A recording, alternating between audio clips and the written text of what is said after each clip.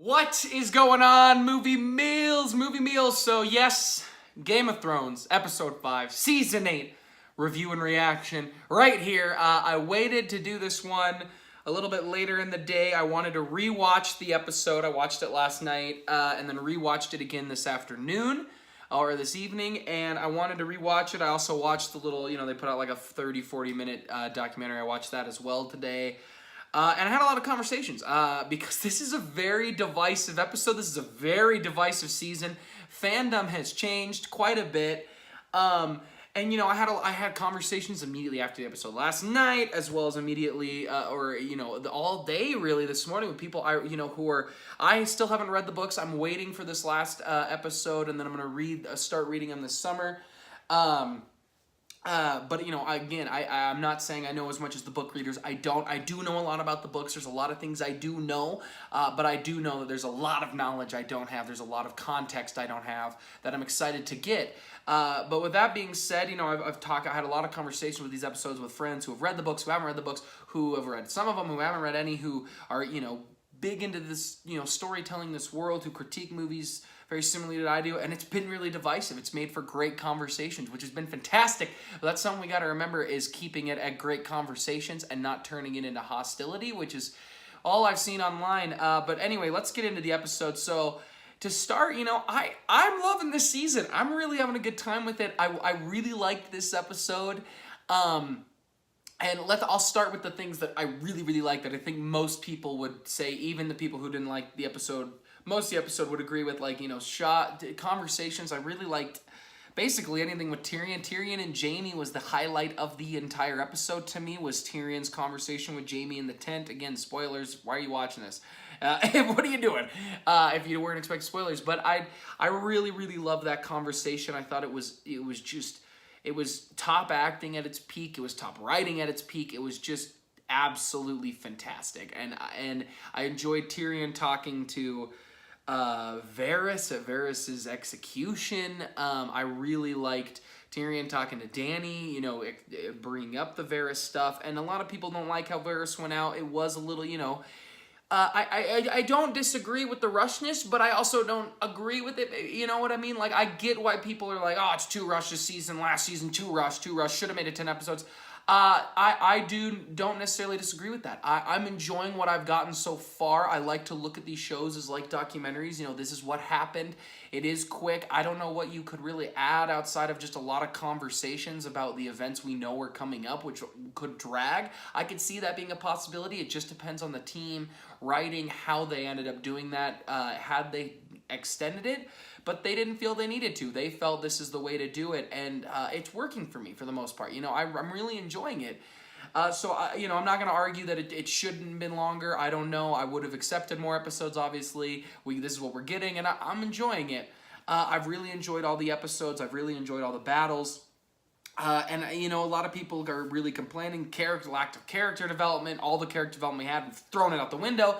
I'm just coming from, someone who has watched the show. A little bit of base knowledge off the books, watching a lot of video essays and really getting into the lore, which is maybe want to read the books. But, I personally, I really enjoyed what Dany did.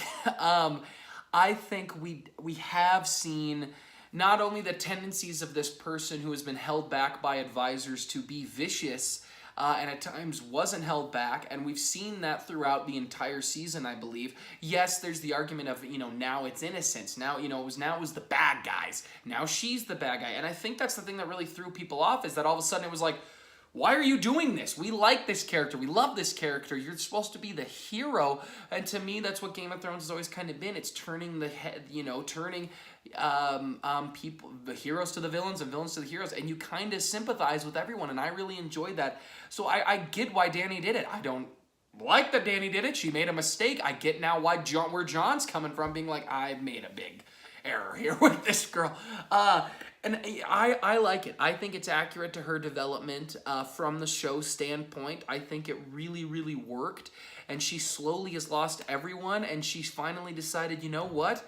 If I let them just surrender, I've lost everyone. The only person who's my big advisor left is Tyrion, who has constantly failed me. I love Jon, who won't share my affections back anymore. He's got a better claim to the throne. She's been spoon-fed her whole life. I mean, she's been through some extremely horrible things. She's had a lot of bad things happen to her. I'm not saying that, but we've seen some, tendencies when she watched her brother's head get melted off. She was very confident about this. She's always had a confidence to her since she came into power that now it's like, I'm not losing this time. It harkens back to last season with, Lady Olenna saying, I've known a lot of clever men. You're listening to Tyrion. You've got all these other advisors. You've got all these people telling you things, but I'm telling you, be a dragon. And that's what Dany ultimately ended up doing, was being a Targaryen and wiping them out, saying, I'd rather start clean than start with these people. The battle itself, I thought, was absolutely shot just incredibly beautiful. I think Sapochnik has done a fantastic job as a director for this series. And has turned it, for a long time, I've been like, I don't know if I want Game of Thrones TV show directors to do a big movie. Because a lot of people have asked, well, do you want anyone from Game of Thrones like Sapochnik to direct Star Wars when Benioff and Weiss do their trilogy, which I'm still extremely looking forward to? And my answer has always been no, because I don't think a lot of, TV people yet have been super successful. The Russo brothers, to me, feel like the exception, not the rule, and I'm starting to change that mentality. Now I'm seeing this, and I'm like, you know what? It was an hour and a half. It's about a movie length. It was beautiful. It was awesome. He's done that with a few episodes. I've turned. Now I would love him to do that. To direct big budget, whether it's Star Wars, whether it's any big budget thing. I'd love to see him get another opportunity. Same with David. I believe it's David Nutter, who's also been a fantastic director for them throughout the years, and many of the other directors they've had. But anyway, yeah, it was shot beautifully.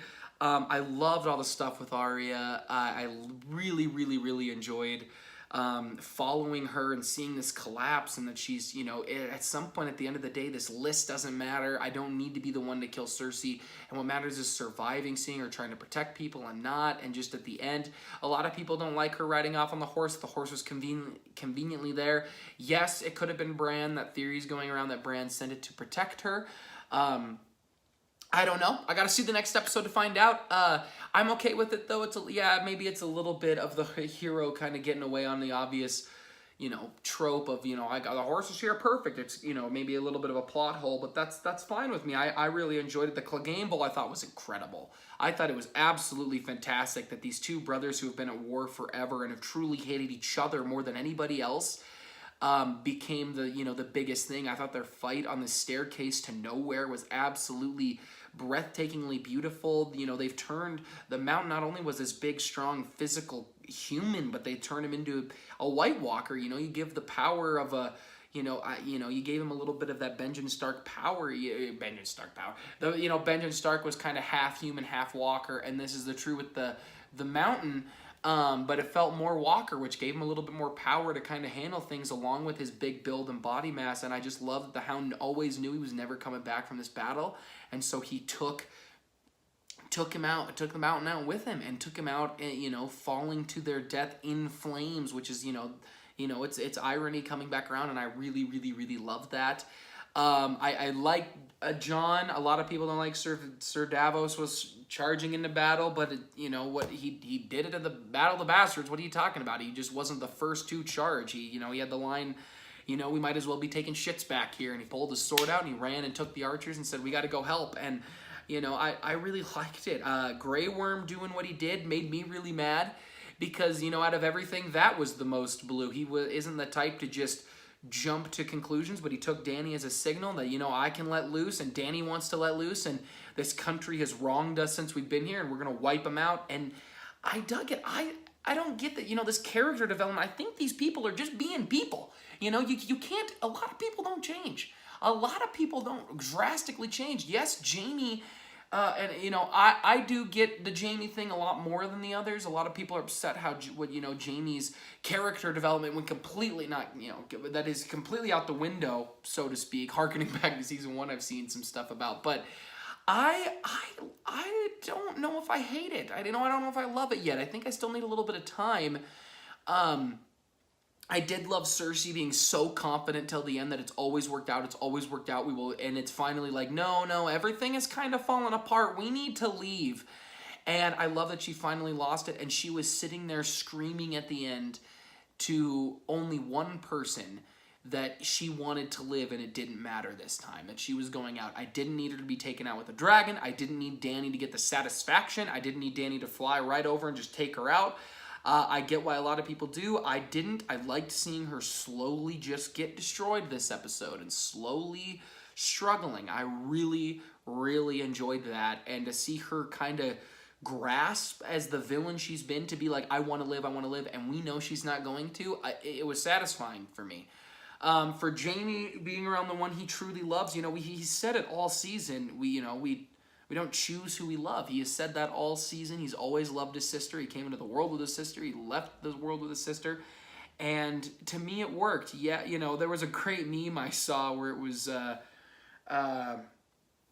Brienne's trying to be that one girl who always falls for kind of the douchey guy, and he never really changes, thinking she could change him, and it never really happens. And I think that is a little true. We saw Jaime, when his hand got cut off, kind of do this character turn of, being more, of a respectful human, I guess, more accepting of kind of the innocence of life and respecting others compared to the guy who stabbed Ned. And I think he did learn a lot, but at the end of the day, you still love who you love, and so I was okay with it.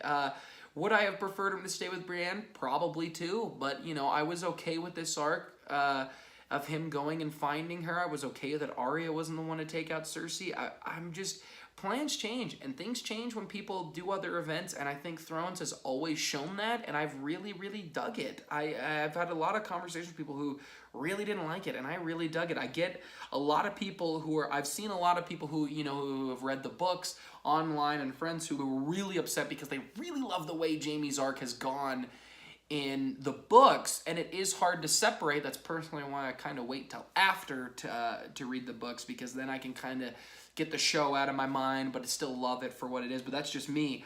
And who knows how the books will turn out. I'm excited to read them and find out if that, these, we've heard this idea that George R.R. Martin told them the story beats, the big plot points. So I do believe the Battle of Winterfell will happen at some point, and that Arya will kill the Night King.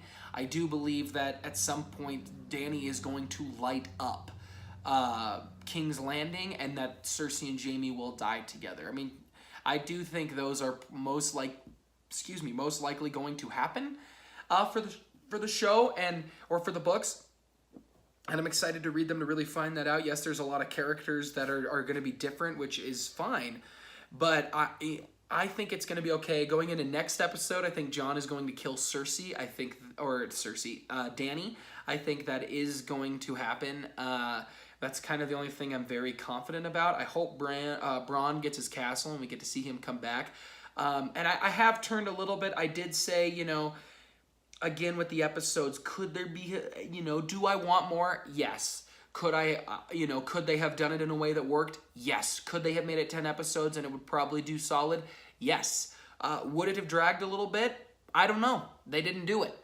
Does this feel a little fast? Sure. I understand that point, and I think it's valid. And I just hope people, when they have these conversations, they really express them fairly and don't yell at the creators because they ruined Game of Thrones. They didn't ruin Game of Thrones. They know the story beats of how the books are going to end. They're very phenomenal writers, and they did what they thought was best. So no, they didn't ruin it. But if you didn't like it, that's different. That's a completely different thing, because you didn't like how the show went. And maybe for you personally, you're like, man, this really ruins a lot. That's one thing. But if you're blaming the creators for ruining all of Game of Thrones, that's not true. That's a little different. This is a weird conversation, but I hope you're with me, because it's kind of complicated, in my head, or maybe I'm not explaining it right. But have a respectful conversation. If something didn't work for you, explain the reasons why and say, this is just why. Don't just say the writing was poor and this was bad and they're awful and the show sucks. Because that's you're not articulating, you're not using evidence, you're not going off of your own opinion, you're just blabbing to the void. And I've seen a lot of that. And so just continue to have those conversations and enjoy it. If you're not enjoying it, I'm sorry. Go watch the other seasons, and I'm sorry it didn't work out. I am personally enjoying it, so I'm having a really good time with this season. I'm sad to see it end. But it just, you know, give it a rewatch. I think, you know, a lot of the stuff could change with the last episode. The last episode could enhance this. For a lot of you, it could make it worse. I don't know. We'll find out. But anyway, those are my thoughts. So guys, what did you think? Comment below, let us know. Is there going to be a lot of dislikes on this video? Probably. I don't know. That's just my opinion. Have your opinion. Comment all your thoughts down below, please. Remember to like, subscribe, share, as always. And hey, thanks for watching, Mom. See you guys.